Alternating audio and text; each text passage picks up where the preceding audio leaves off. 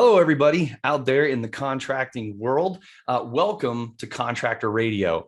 In this week's episode, I get the distinct pleasure of being your host. I am Coach Nathan Tebedo, and we are going to be talking about communication. We're just going to kind of scratch the surface on this thing. This is a huge topic. There's a lot that goes into it. Human beings are complex, dynamic creatures. And so we're probably not going to be able to cover everything as it pertains to communication. But my hope is to scratch the surface a little bit on this today.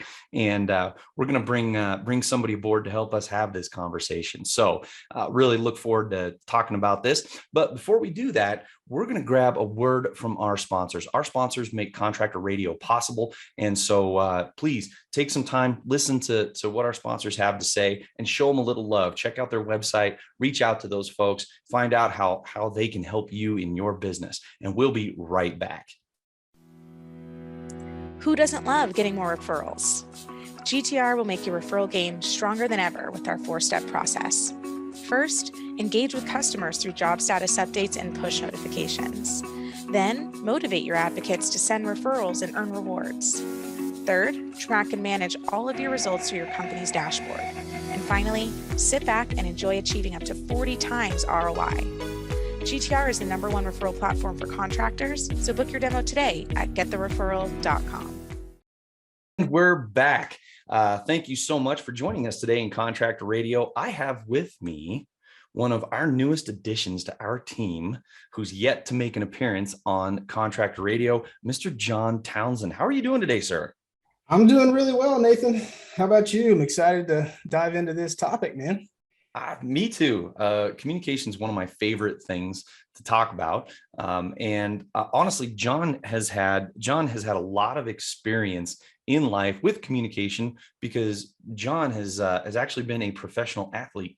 So he's been coached and communicated to by hundreds of people who have led him and worked on him and worked with him. And so I thought it'd be really cool to have Jon join us to talk a little bit about this. So tell us a little bit, Jon, about some of your experiences with coaching. Yeah, so like you said, Nathan, I was really blessed. I was an athlete growing up, and I've, of course, there's a big difference between coaching at the amateur level and then coaching at the professional level. But I was blessed enough to sign with the Los Angeles Angels of Anaheim and play professional baseball for about 5 years. And as you can imagine, different leaders lead in different ways. So there were, I think I've tallied it up to about 50 different managers and coaches that I've worked with, all with different capacities, that have all, basically brought to the table their own leadership style, their own communication style. A few of them worked. Many of them did not. And admittedly, I've always been hypersensitive to communication, to messages that are being delivered, how they're being delivered, and whether or not they were being received. And so I always, it's really ultimately, Nathan, it's what drove me to be passionate about coaching, was understanding the impact that a coach can have, that a leader can have in an organization. Right. And so I was very blessed, man, looking back, to just spend time around just some really great leaders, all of them, regardless of the success they had. I consider them great. So, and professional sports did, it slapped me in the face, I'll say, with the impact that a coach and a mentor can have. Yeah. So very cool. So you've had a lot of experience with a lot of different people who are trying to teach you stuff, right? Yeah. And not just me, trying to teach a group, trying to create buy-in, trying to do it in different ways in accordance with a philosophy and core values. So great exposure. So we had communication as one of the topics for one of our coaching sessions that we did at Contractor Coach Pro earlier this week. And so one of the things that I wanted to bring, I found helpful to me when I started thinking about how to increase my communication. What are some of the things that I need to become aware of? That for me, I mean, I used to have a thing on my sign behind me that said, awareness creates growth, right? Because you have to be aware of a particular thing before you can work on it. And so I started thinking, well, what do I need to be aware of when it comes to communication? What should I be opening my mind up to and paying attention to when I communicate with people? Obviously, I should pay attention to what they're saying and they're talking to me, but there's so many other things that go into it. Somebody's body language, their eye contact, their voice inflection, all this stuff. And I started digging into different content and different things. And one of the things that I found helpful was this dual concept of what people communicate and how people communicate. And it's pretty basic and straightforward, but it was the first place I started to try and develop and create awareness for myself in learning how to communicate better. And so we talked a little bit about this idea that on the what people communicate. So let's talk a little bit about that first. The what people communicate. People tend to default to one side of this or the other. Okay. Now, I think all of us human beings pretty much live on a spectrum, right? Some of us are hobby athletes, right? And some of us are purebred athletes, right? And some of us aren't even remotely close to being an athlete. So between not being an athlete and being an athlete, there's a whole spectrum of human beings.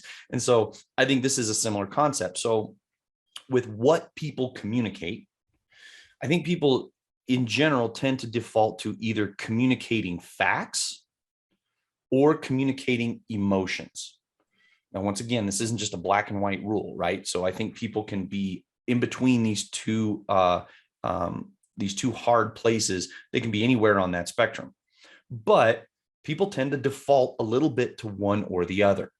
Which one do they tend to default to? So in my mind, I think about like somebody who's an engineer. They deal with just hard data, hard information, just pure facts. In order to, be an electrical engineer or a biochemist, or they're constantly talking about and dealing in facts all the time. And that's how they communicate in their job, probably with a lot of other people. I've sold, I've done sales and had my buyer be an engineer, and the questions that they asked were different than they were somebody who was not an engineer. So I think about somebody who maybe is like a therapist or a psychologist, right? They definitely deal in some facts for sure, but as it pertains to communicating with people, they deal with emotions a lot, right? They speak a lot in emotions and feelings and experience and impact and how somebody sees the world, and they deal with a lot of emotion. And so the what people communicate was kind of the first place I went. Jon, what are your thoughts on those two things? Yeah, so I think that's a great visual of this spectrum. And like in many other spectrums, political spectrum, politically, racially, even in there maybe your church denominations. It's so weird. I often see this in like church denominations. Like there's a spectrum, right? And the danger lies when we find ourselves committed totally to one end of the spectrum, right? And that's where the I think that the harmful communication can happen. Is when we commit to one and we stay there. We're not willing, and so much of it is, like you said, about awareness, or just simply recognizing that somewhere within this spectrum, 90% of us generally live in the middle, right? And balance, we try to maintain a balancing act, because sometimes we need more data, sometimes we need to be more emotionally driven or communicative, but it's just I think it starts with the willingness to understand that there are folks that aren't like me, right, per se. That's another component, right, is understanding how I communicate, how I typically communicate. But I think that inevitably what I'm trying to say is that the danger lies in just being totally committed to one end of the spectrum, whichever, if it's being factual or being emotional, if that's where you choose to lie, there are absolute pros to each, absolutely, but being absolutely committed to one, is a slippery slope, and can really, it'll work oftentimes, but it will not. Well, people who tend to default, let's just say people who tend to default in communicating factually, they talk about the who, the what, the where, the when, right? Those are all factual components. They talk about numbers, they talk data, they talk the history of how something happened, like this happened, then this happened, and then this happened, right? And that's a lot of it. They want to deal with the cold hard facts or the truth, and oftentimes it's because there's just really not much there's not much wavering there. It's like the number is either this or the number is that. There's no way to argue about it. It's one or the other, right? It's a one or a zero. Yeah. And so people communicate in those in facts, and when they do, facts are helpful, like you said, right? They're definitely helpful. And so we'll talk a little bit about people who communicate in emotions. People who communicate in emotions, oftentimes I've noticed they will communicate emotions as if they are facts when they speak in emotion. And so if you're in the contracting business and you've dealt with a client and they have an emergency in their home, or a catastrophe's happened, or they're looking at this big home project that they have, and they start saying things like, "Oh, this is going to take forever. It's so stressful. There's going to be a lot of loud noises, and we're going to be tearing things apart. And I'm going to have to, be home and in and out, and strangers coming to my house. And it's just going to be this big thing that I'm just really not looking forward to." They didn't really state much in the way of facts. They really stated a lot of emotion around those, right? They stated emotions that they are feeling about this potential project that's coming along, right? That were firm facts to them. Right. That's what they think is going to happen. And to them, that's a fact. And they're communicating all these emotions around this whole project. Right. So what do you think would happen if somebody who wasn't really paying attention too much to that just started communicating facts to that person? What do you think that would do to them? I think that, well, they would feel, I think number one, we all have this innate desire to be heard and understood. Right. And so I think that they would feel as if they are not at all. Like their problem, if they are at opposite ends, if they are at opposite ends of the spectrum, then sure, you might be saying 2 + 2 = 4. Okay, but what I'm hearing is not that. Okay, and so whatever message you're trying to deliver, whatever value proposition if it's in a sales environment or even internally, right? Like if you're using the emotional words, like if somebody admits to being stressed or overwhelmed or concerned or worried about, these are things that need to be delicately addressed and need to be, that needs to be spoken to that level. So any message, I think, whether it's up or down the chain of command, can be totally missed. Totally missed by not recognizing that the need, the prerequisite there to want to be heard that we all have. And it's so funny though, the person, if you are speaking, if you default to speaking factual, you just want to be heard as well. Right? You just want to be heard as well. So that, you have equal ownership of saying, of delivering a message that can be heard and to solve a problem. Right. Well, in that scenario, I think about the times that I've dealt with that.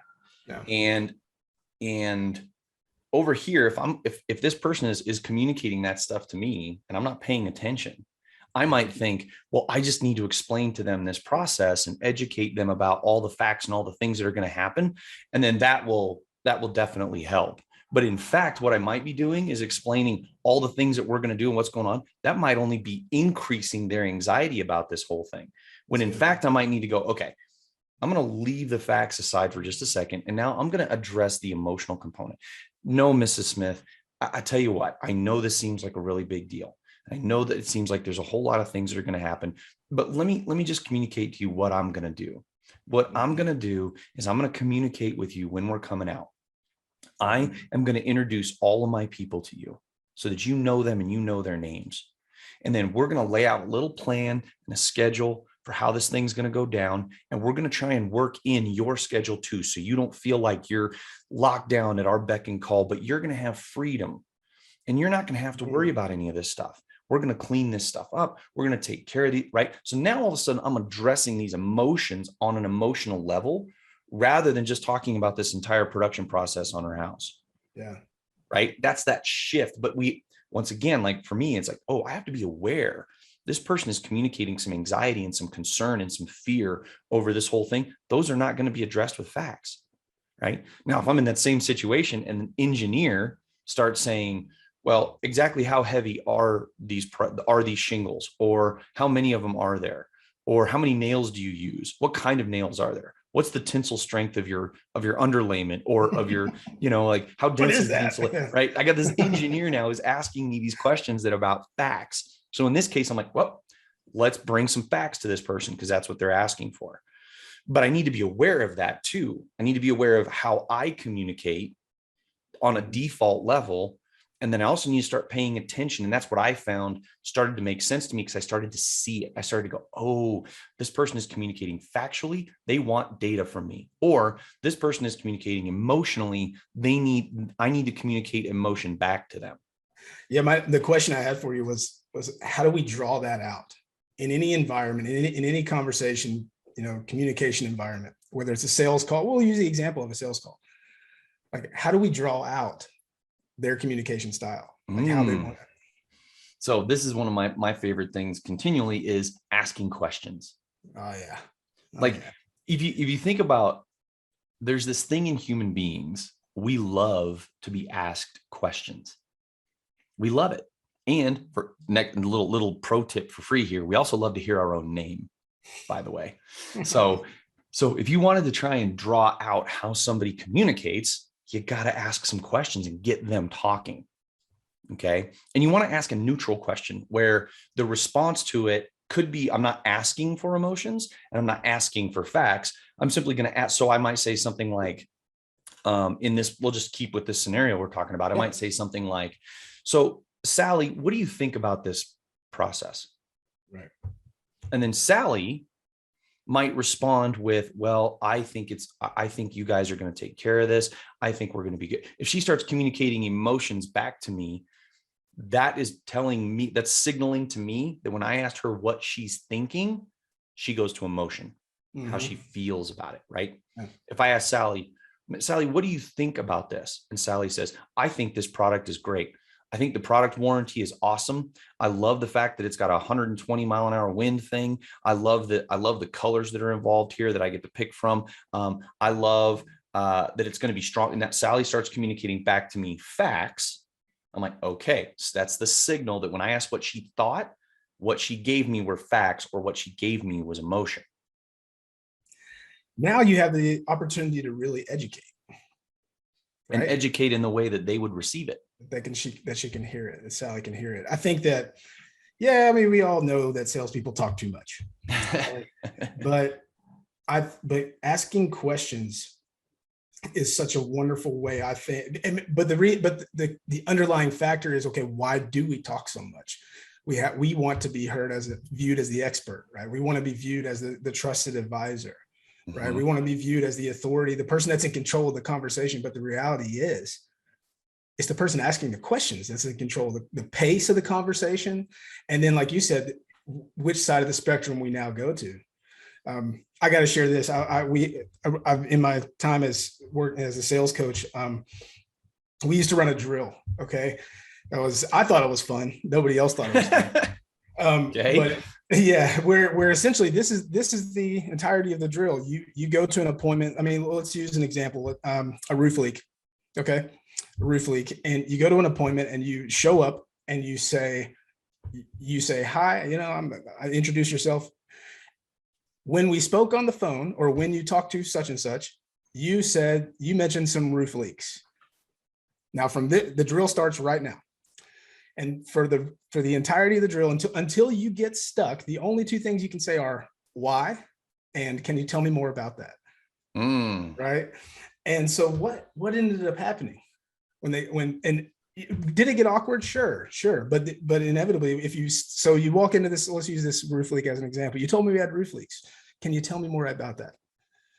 Right. Well, yeah, they're in the break room. It's got this one thing, it's obviously it's bringing in some water. We got a little drip and we need to get it taken care of quickly. Okay. Why? Right. Well, our employees are getting pissed off. It's in the break room.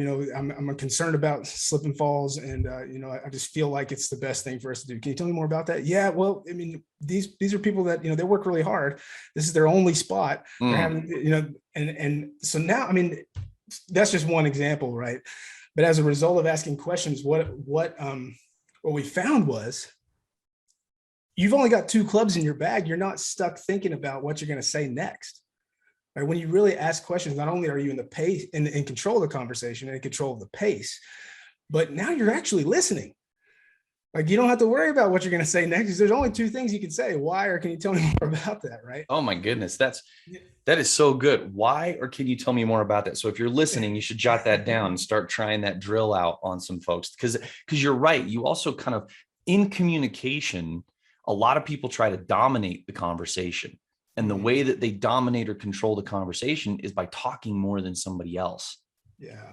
Right. However, asking questions is a way to direct the conversation, because by asking the question, you are deciding what the next thing is we're going to talk about, because you just asked about it. That's brilliant. That's great. That's a big component of communication. And I think that's a really great thing that you brought forward. So, I mean, and those questions too, like you said, those questions are going to draw out of the person you're asking, whether or not they tend to think and communicate in emotion, or whether or not they tend to think and communicate in facts. Yeah.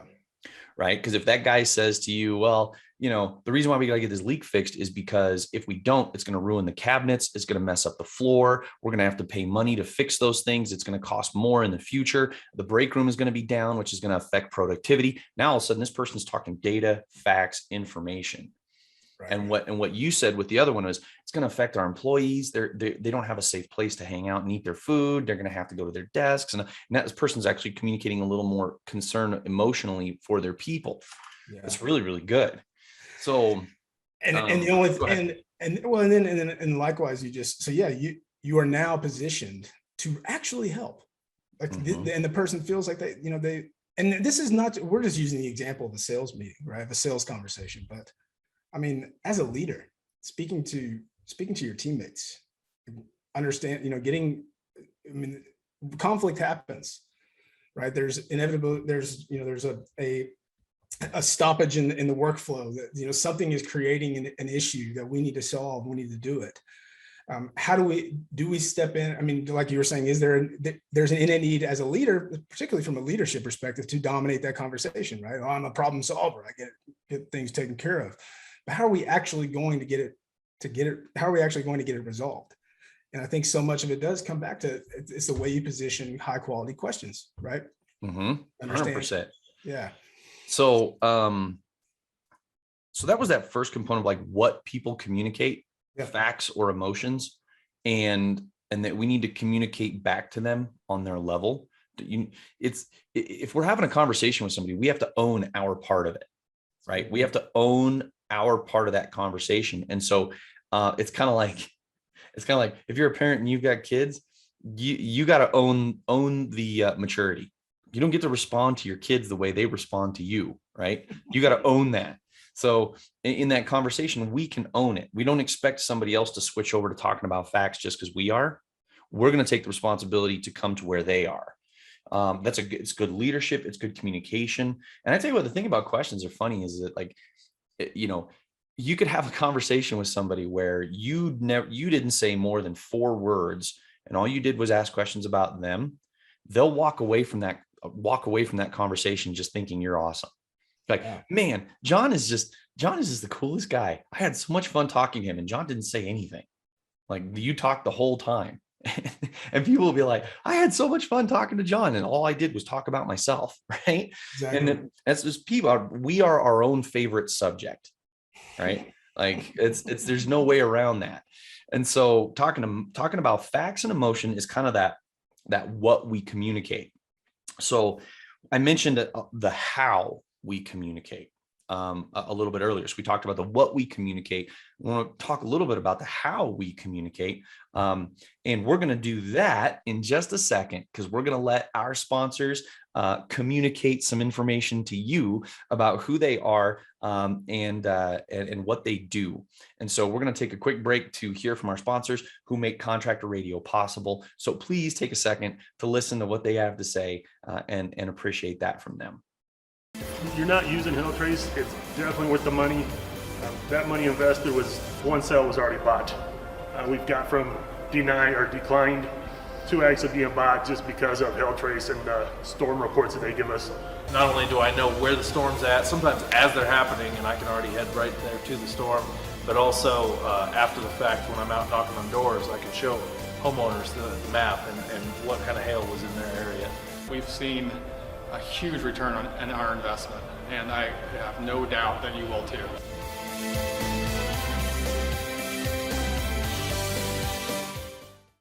Welcome back to this episode of Contractor Radio.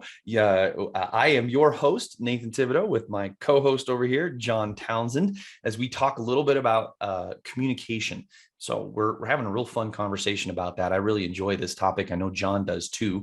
And so I left off a little bit teasing that we're going to talk about the how.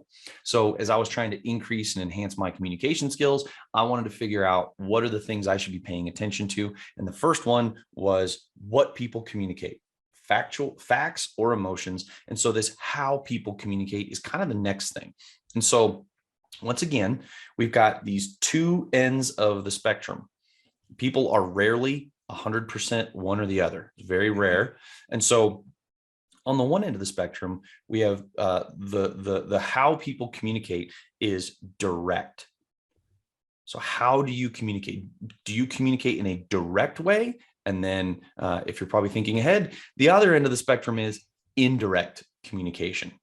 So the two ends of the spectrum are direct communication and indirect communication. And so let's define those and tease those out just a little bit.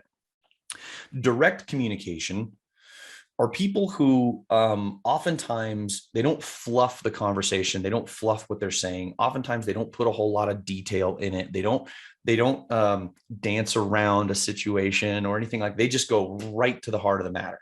They go straight to the thing because they don't. Oftentimes, direct communicators don't want to waste any time, or maybe they don't even think about some of those other factors. They're just like point A to point B, straight as possible.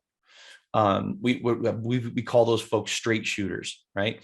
There's very little guesswork in what they're thinking or what the determinations or the conclusions that they came to, because they just tell you. They're not trying to. They just boom, here we are, right? Yeah.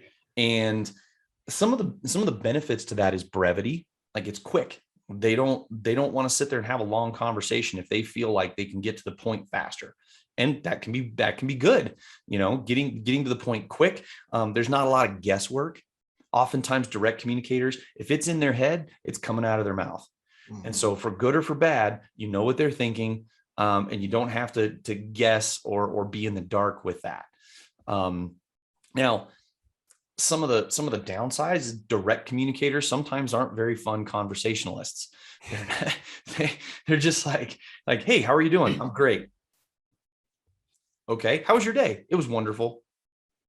I think about see you later. I think about text message conversations between my wife and I. Oh yeah, honey, I'm so excited about this and this, and it's you're going to be home at this time, right? And yeah, it's going to be a great evening. And she says, yeah. It just gives you the okay. What? We're not done here. Yeah. So yeah, I mean, that's direct communication, right? Mm-hmm. And some of the downsides of direct communication is sometimes there's more detail needed.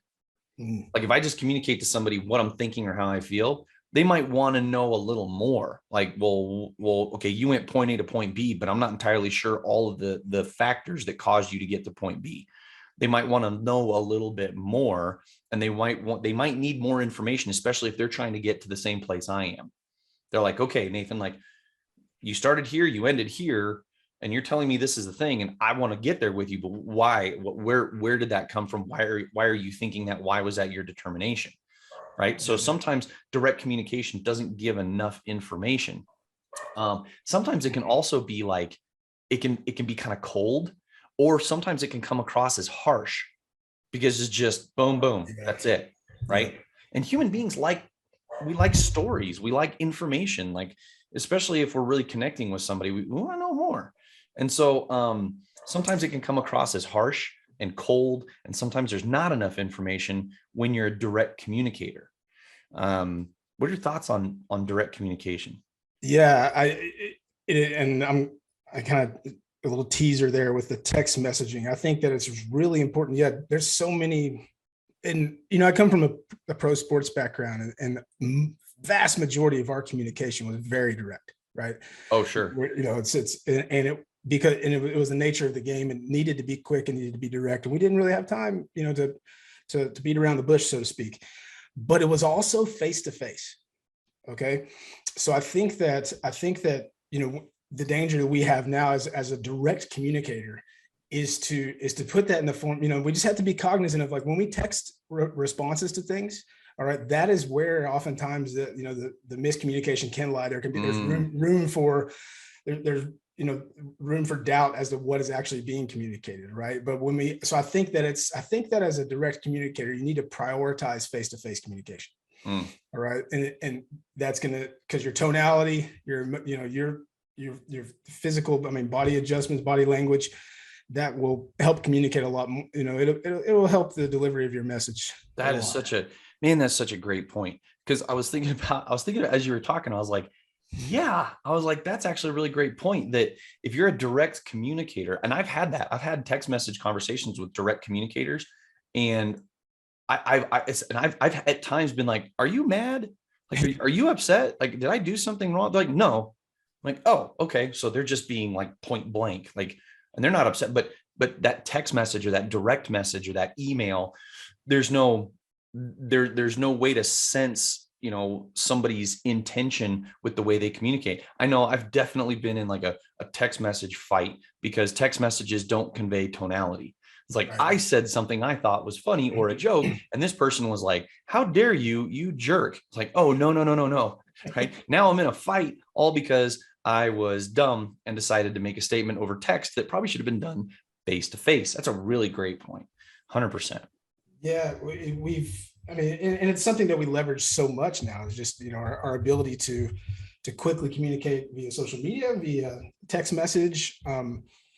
This is kind of another free tip, is that, there's tools out there like Voxer, that where voice messaging can be done quickly. Yeah, Marco Polo. Yeah, Marco Polo, exactly. That I think that are really wonderful to spread across your teams, because you can do it very quickly. You don't have to, if we're not able to get face to face or on a call, but it can also, you can leverage a little bit of your tonality. And that is a great suggestion. Like, if you tend to be a direct communicator and you find that people feel unsure about your communication and your tonality, and if you text people and you get a lot of people, they're like, are you mad? Are you okay? If that happens to you a lot, that's a great, you might start thinking about using a video messaging type thing, where you can just record, like, hey, I just want to say this thing and this thing and this thing. Just make sure you check on that, whatever. And then boom, then you send that, and then they get to see your face. They get to hear your voice. What a great suggestion, John. I love that.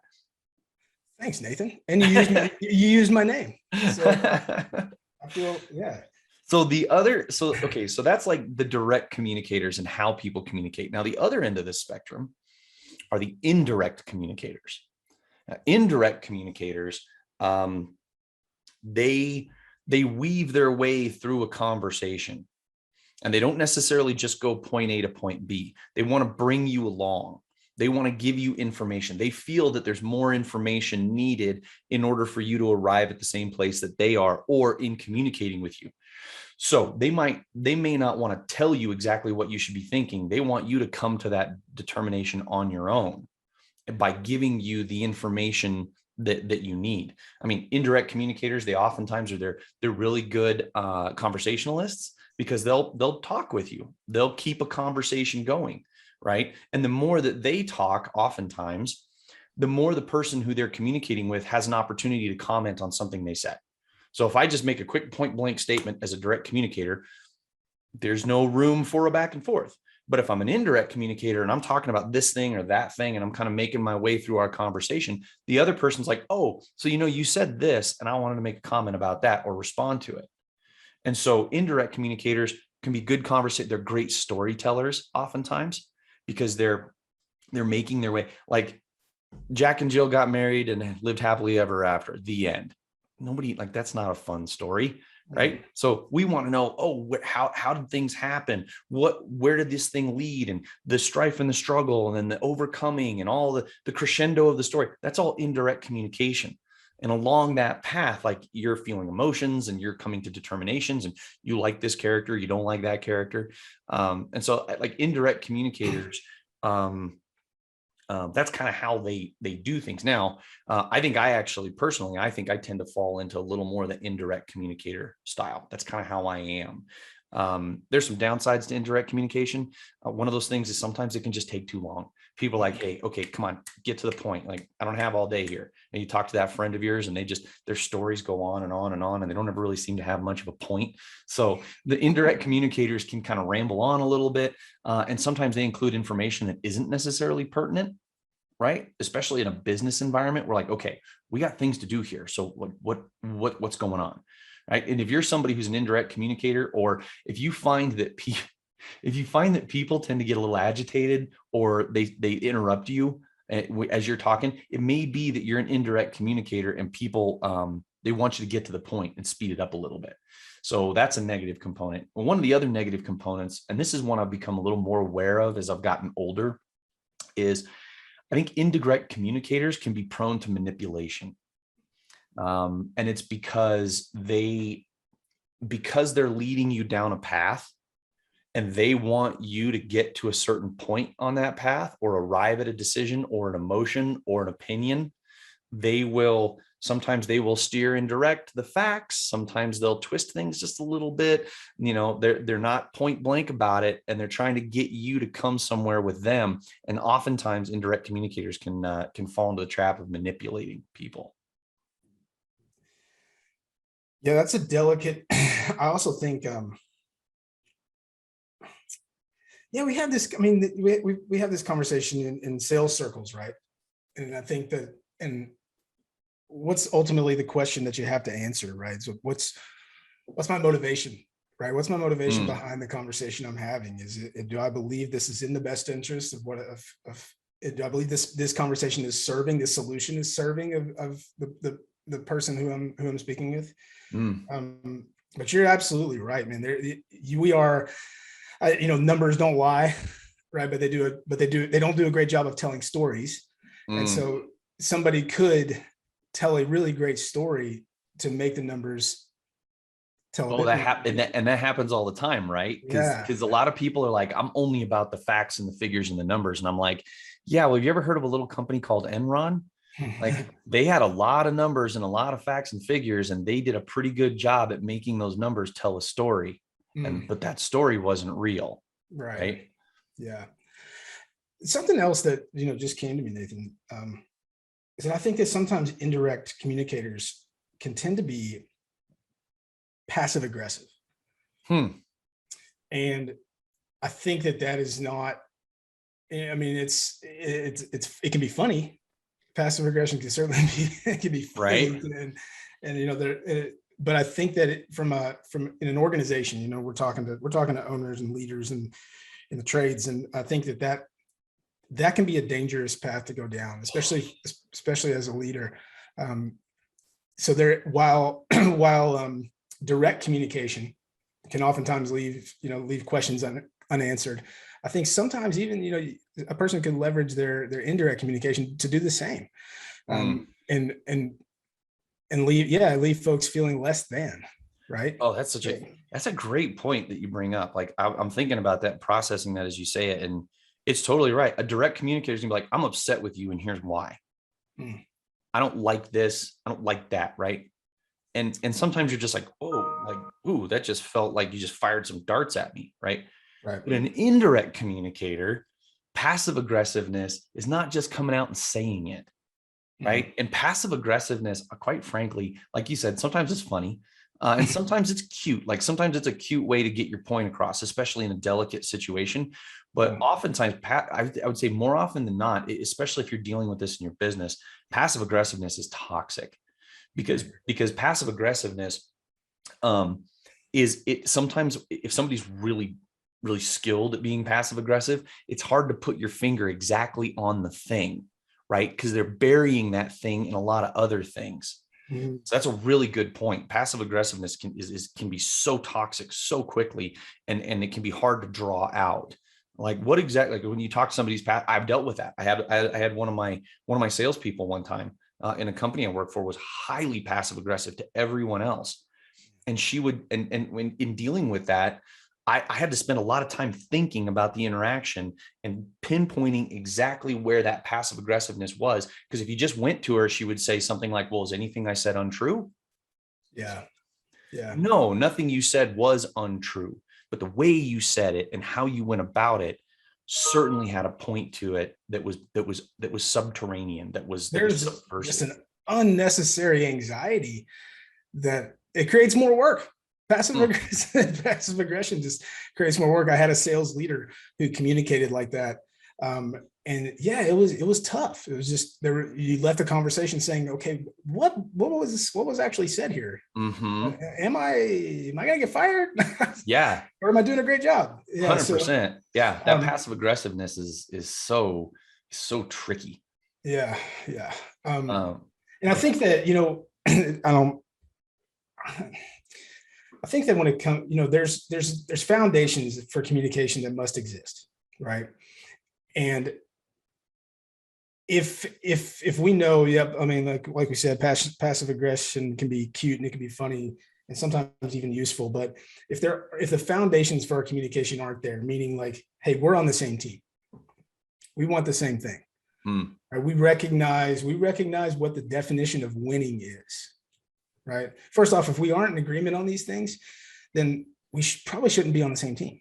Okay. But those conversations have to happen on the front end. These are foundations of all communication moving forward. Do we want the same thing for each other and for the company? Right? Do I want you to succeed, and am I here to help you succeed? Are these things being communicated? Then you can filter through some, that will be your filter to then, disseminate all the information that you're given, right? Regardless if it's passive aggressive or not. So I think so much of it does just start with that, with that foundation. Having some core agreements in place, with people in your communication, we agree that we're on the same team. We agree that we're driving towards the same purpose, and we agree in what winning looks like. That's great, John. So one of the things too, that we talk about like this, what we communicate, facts or emotion, how we communicate, direct or indirect. Now you start pairing those things up. So what does it look like when those things pair up? Like if you had somebody who communicated emotion and they were a direct communicator, that person's going to tell you how they feel point blank.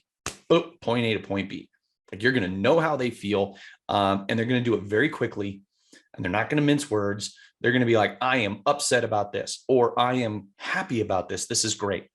That just no fluffing that up. It's just emotions, point blank, very quickly. And sometimes that's positive. Like, it's just good to know like how somebody actually feels, because sometimes we're pretty guarded about that. So if somebody communicates emotionally, but they also communicate directly, that can be helpful. I mean, because I know sometimes some of us aren't particularly emotionally intelligent, and it's hard for us to read that in people. And so if you've got a direct communicator and they communicate emotions and they just tell you exactly how they feel, that can be good, right? But obviously that can also be kind of bad, right? Just point and shoot, and somebody's like, ooh, right? It hits them. So then what if you've got somebody who is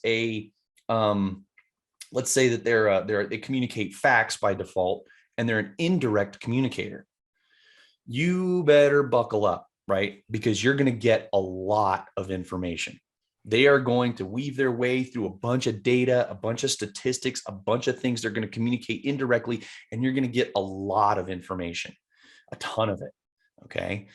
Similarly, if you've got somebody who is an indirect communicator and they communicate emotions, you better buckle up there too. Yeah. Right. You're in for hearing a lot of emotion and a lot of feeling and a lot of context and a lot of experience in those situations. Right now, you got a factual direct communicator. It's like just the facts, man. Boom. That's it. Like, and they're going to be punctuated and small and only the facts that matter. Right. Yep. And so understanding those things, being able to draw that out of somebody, like if I'm aware that the person I'm speaking with is an indirect communicator and they communicate emotions, then I need to realize, okay, like I need to be careful not to get caught up in all of these emotions. I need to be aware of where I am at and be good with where I'm at and be ready to listen to what I'm about to get. Okay. So now I'm prepared. Okay. Like, just this person feels this way. It doesn't mean I feel that way. They may not know exactly how I feel, but they're going to communicate a lot of emotions and feelings over this conversation. Or if I know that somebody's a direct communicator and they communicate either emotions or facts, I need to be ready with some questions. Because if they're a direct communicator, I'm probably going to need to draw some stuff out of them to get a better context around that. Right. And so Jon, what are your thoughts, like in how is your own awareness of whether you're factual, emotional, direct, or indirect affect your communication with others, do you think? You know, I'm a big believer, you know, there's not one way to do something, right? There's a lot of people can coach and teach you how to do something, but your best shot at being the best you can become is when you take ownership of how you do something, right? So I think that, you know, we started this off by saying that there is a general awareness, right? So being aware as to how you default, what end of the spectrum you default to, all right, step one. All right. But it's now going to allow you to say, just like you said, I can now prep. I can prep for this conversation. I can make my own adjustments. All right. In both in preparing for this conversation, but then also, you know, on a whim, like if they are, I mean, what if it's a direct communicator who's all of a sudden today not being so direct, they're being very indirect, right? If we have a better understanding of how we do what we do, when we do it really well, then we can then make our own adjustments. And I think that has to be the lesson here, is the ability to balance, right, all of these communication styles to achieve an objective, right, and to help to help somebody, whether it's a colleague or a leader or a prospect.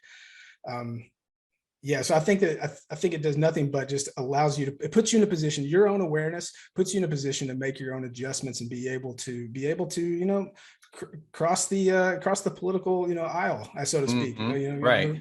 Be a little bit bipartisan. So I think that's it's critical. It's step one, isn't it? I think it is. I mean, if you know that you are a direct communicator, okay, if you know that, and let's say you communicate emotion, it's good to be aware of that, because I might just point blank, boom, hit somebody with how I feel about a thing, and they may not respond in the way that we were hoping or thinking. And in our mind, we should go, okay, I just fired a shot, and I might need, because I tend to be direct and I tend to communicate emotion, I might need to like soften that a little bit.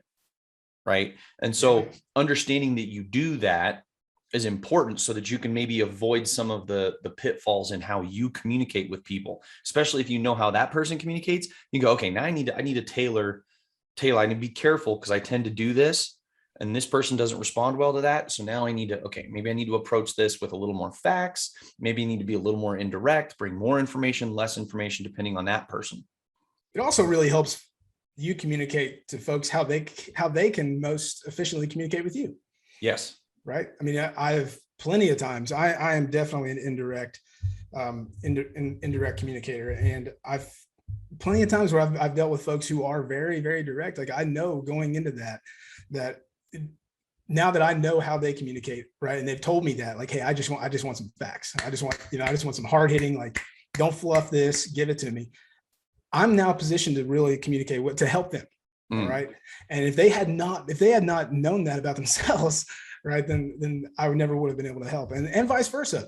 You know, I need some backstory. Tell me why. I'm the why guy, right? So it helps folks communicate to me effectively. I guess it's the right brain, right? Yeah.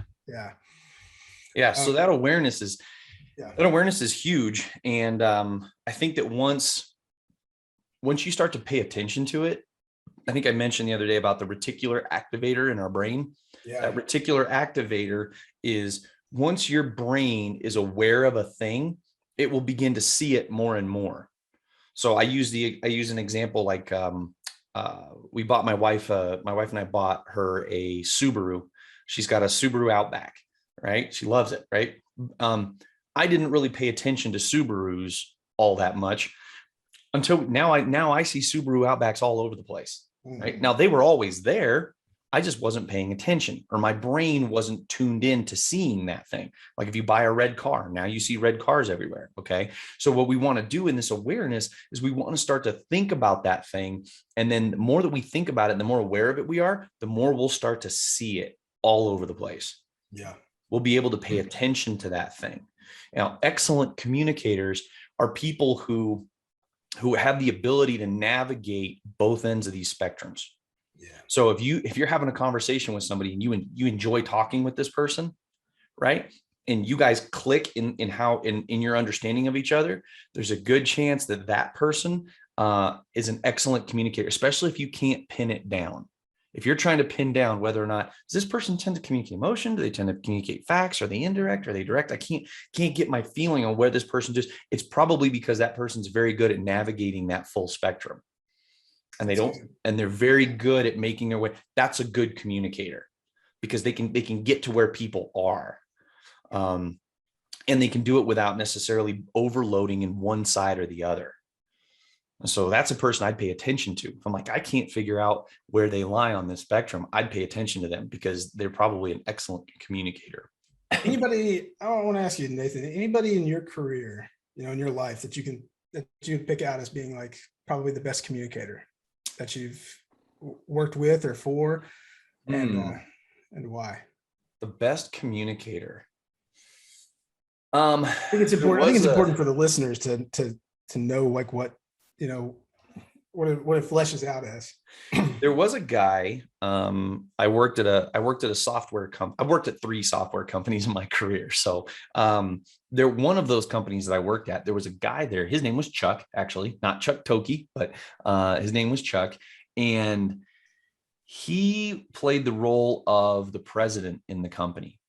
But his background, I think he, as far as schooling goes, he was a teacher. Okay. Then he moved from being a teacher into sales. And then he moved up from sales into being the president of this company. And as the president of this company, he communicated and helped to drive the vision as an integrator inside this company. And he had a sales background. He also had a teaching background. And he was an excellent salesperson, one of the best I've ever met in my life. But then as president, he also had as his job to deal with the software developers and the support department and the sales department, right? And the marketing department. And so you can tend to see trends in how people communicate. Like if you're in the software development world, these guys are probably very much engineering type minded. They think about facts, they think about data, they think about that kind of thing. He could excellently deal and communicate with those people. And they loved him for the most part, right? They really, and he communicated well. Then he would deal with the salespeople. Excellent in dealing with salespeople who tend to do a real good job of dealing in emotion, right? Because pretty much all sales are emotional decisions, and so he could deal with salespeople very well. And I very rarely found myself after talking with him not feeling like we didn't connect and I didn't understand what he was saying. Probably one of the best communicators I've ever had in my history. And his position bore that out. What about you? Yeah. Guy named Scorpio. If you're listening, Scorpio, shout out. Scorpio is a sales manager. He's actually, if those of you that can see have ever seen my screen, he's the lion on the wall. But Scorpio, he came from very humble beginnings, right? He's and that humility was transferred in every single conversation he had. So there was this unique level, and even as a leader, we call him boss man. I mean, he's a boss. He makes decisions. And he also navigated different areas. He had to speak with regional directors, right? We had to speak with it was in healthcare, so he had to speak with MSOs, just doctor. He had to speak all across the spectrum when it came to numbers, but then also handling sales teams, handling individuals, and his ability. Here's the best way I can wrap it up. Folks would move on, move up from their sales roles with Scorpio, and they would all cry, including me. They would cry when they left, right? There was just this incredible ability to connect in a humble manner, right? And then also separate, and I think we'll probably touch on this a little bit, but a really great ability to disconnect the personal and business matters, right? I think that's something that we can, if we aren't careful, coaching can feel like a gotcha moment, and leading can feel like a gotcha moment, and we can feel like it's an attack personally on who we are, what we stand for, and his ability to navigate that gracefully, but also hold us accountable. I mean, that it's a tricky thing to balance, and he did it really well, and I learned a lot. And but it all came from this sense of humility, right? Yeah, that was kind of the foundation of who he was, and a vulnerability, and he could adapt quickly to anybody who was numbers driven. Yeah.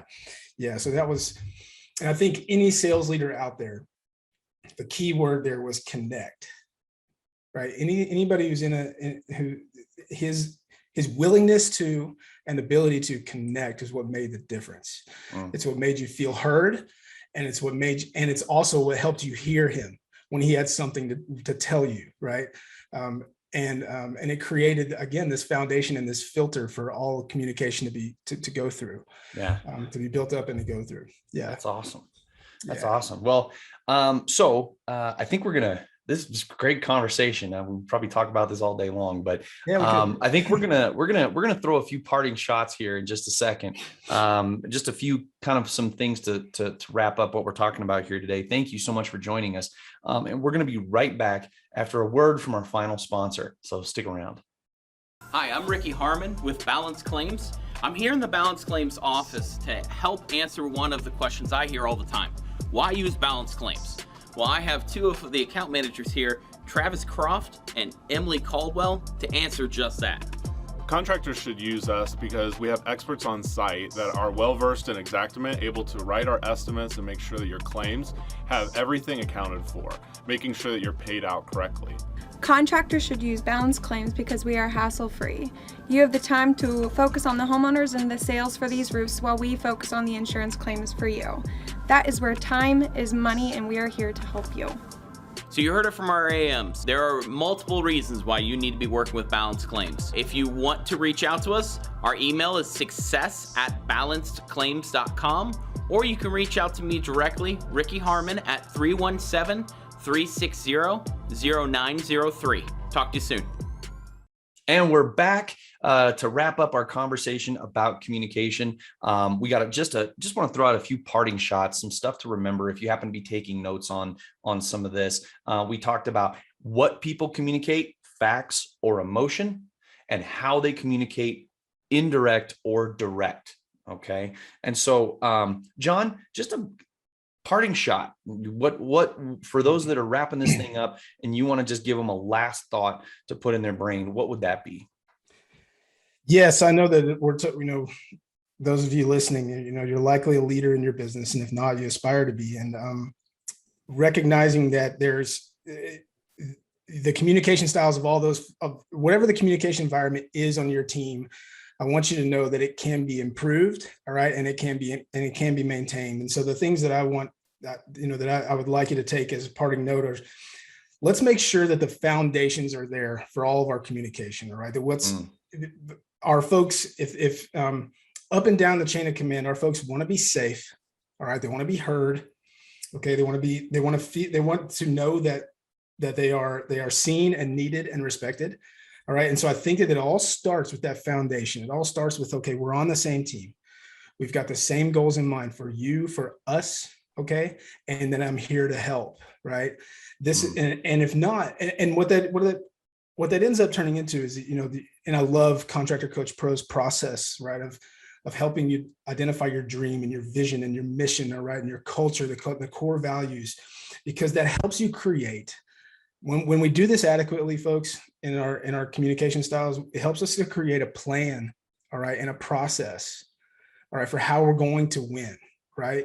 And I think that that's ultimately the goal. Is like, now we have something to talk about, and now we can separate business and personal matters, right? Because we've taken ownership of a plan and a process, but it starts with an understanding of why we're here.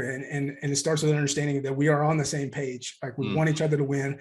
And I know that I can help, right? As a leader, you're there to help. So I think that more than anything, that's what I would focus on, regardless of whether there's fractured communication or communication is really solid. Let's attack with the foundation first. All right. That's what we're going to build it all off of.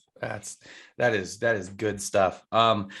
So I think for me, a couple of parting shots and something to think about is make sure you ask questions. Whenever we as people enjoy being asked questions, and we feel valued when somebody wants to know what we think or feel. Be sure to ask questions. When you're communicating, try to make sure your communication is about them. That really, your focus on others will allow and enable you to communicate better. And I think I might wrap that up with, in order to be heard, you need to listen. In order to be heard, you need to listen. So good. So, ladies and gentlemen, thank you so much for joining us today. Jon, absolute fire. This was better than I expected. Thank you so much for joining me today on this episode. I know I look forward to having you on more Contractor Radio episodes in the future, dude. Thanks. Thank you, Nathan. This was a blast. Thanks. All everybody. right, you guys, get out there, get better at communicating, create awareness, and just be able to connect, like Jon said, with your people. And we will catch you next time on Contractor Radio.